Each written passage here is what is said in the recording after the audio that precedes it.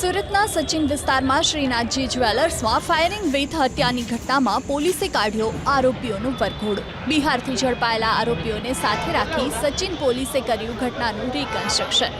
ઘટનાના દિવસે એક આરોપીને પોલીસે ઝડપી પાડ્યો હતો, જ્યારે અન્ય બે આરોપીઓની પોલીસે બિહારથી ઝડપી પાડ્યા। આજે ધરપકડ કરાયેલ બંને આરોપીઓને સાથે રાખી પોલીસે પુરાવા એકત્રિત કર્યા।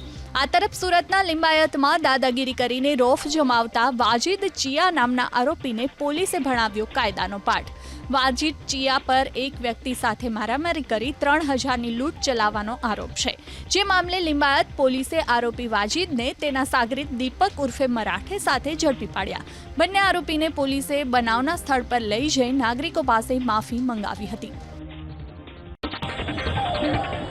સુરતના સચિન વિસ્તારમાં શ્રીનાથજી જ્વેલર્સમાં ફાયરિંગ વિથ હત્યાની ઘટનામાં પોલીસે કાઢ્યો આરોપીઓનું વરઘોડો। બિહારથી ઝડપાયેલા આરોપીઓને સાથે રાખી સચિન પોલીસે કર્યું ઘટનાનું રિકન્સ્ટ્રક્શન।